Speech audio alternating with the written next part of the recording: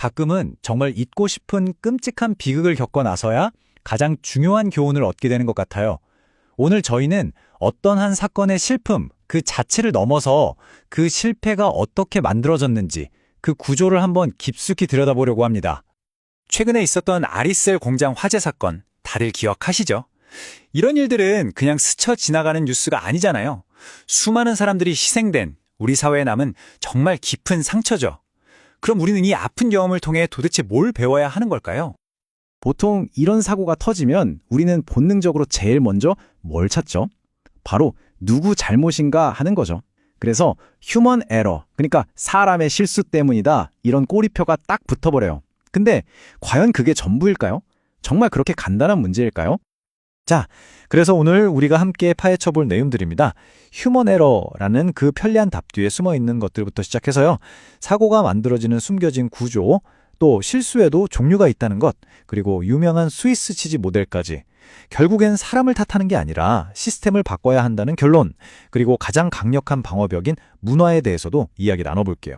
첫 번째, 바로 휴먼 에러라는 덫입니다. 이게 왜 덫이냐면요.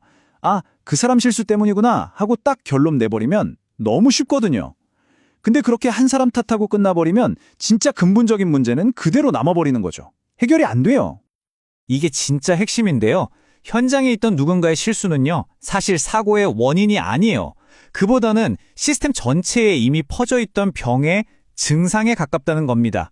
마지막에 겉으로 드러난 것일 뿐이죠. 그렇다면 그 증상 뒤에는, 그 보이지 않는 곳에는 뭐가 숨어 있을까요? 바로 이겁니다. 사고에 숨겨진 구조. 사고라는 게 어느 날 갑자기 펑 하고 터지는 게 아니라는 거예요. 사실은 보이지 않는 곳에서 오랫동안 차곡차곡 쌓여서 만들어지는 겁니다. 전문가들은 이런 걸 잠재적 실패라고 불러요. 영어로는 latent failures인데요. 말 그대로 숨어있는 실패 요인들이죠. 거대한 댐에 생긴 아주 작은 실금 생각하시면 돼요. 평소엔 잘 보이지도 않죠. 하지만 이런 부실한 교육, 엉성한 규정, 낡은 장비 같은 것들이 시스템을 계속해서 약하게 만드는 겁니다. 자, 보세요. 재앙으로 가는 길은 이렇습니다. 첫 단계, 시스템 곳곳에 이런 보이지 않는 균열들이 생기고 쌓입니다. 그러다 두 번째, 누군가의 불안전한 행동이 결정적인 방아쇠가 되죠. 그리고 마지막 세 번째, 그걸 막아줘야 할 최후의 방어벽, 안전장치마저 작동하지 않으면 꽝! 최악의 결과가 터져 나오는 겁니다. 그런데 말이죠. 그 방아쇠 역할을 한다는 휴먼 에러가 다 똑같은 실수일까요? 아니에요. 인지 심리학자인 제임스 리즈는 실수에도 여러 가지 얼굴이 있다고 했어요. 한번 그 네 가지 얼굴을 만나보시죠. 자, 실수는 크게 두 갈래로 나눌 수 있어요. 왼쪽은 의도하지 않은 행동이에요.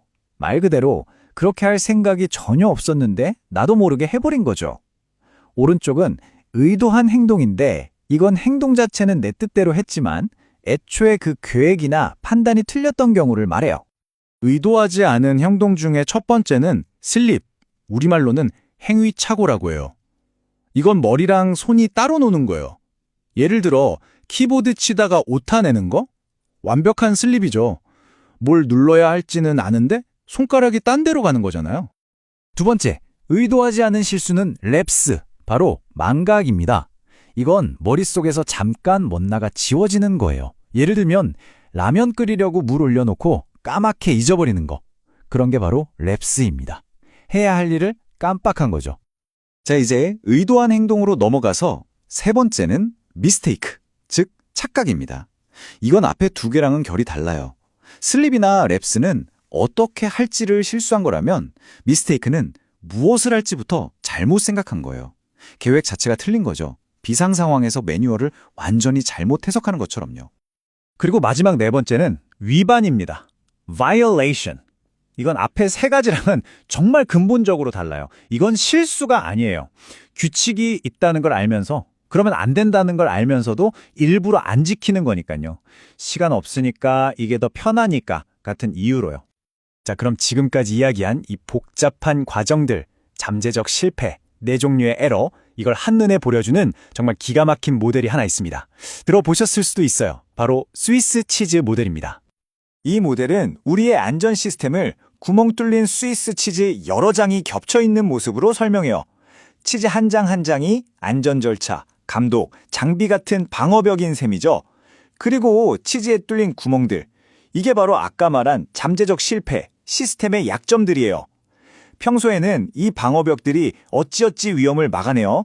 하지만 어느 운 나쁜 순간 이 모든 치즈의 구멍들이 일직선으로 딱 하고 맞춰지면 어떻게 될까요?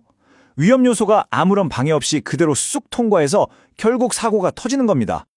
이걸 아리셀 화재에 한번 그대로 대입해 볼까요? 자, 첫 번째 방어벽, 첫 번째 치즈 조각은 바로 리튬 배터리의 위험성에 대한 지식과 관리였을 겁니다.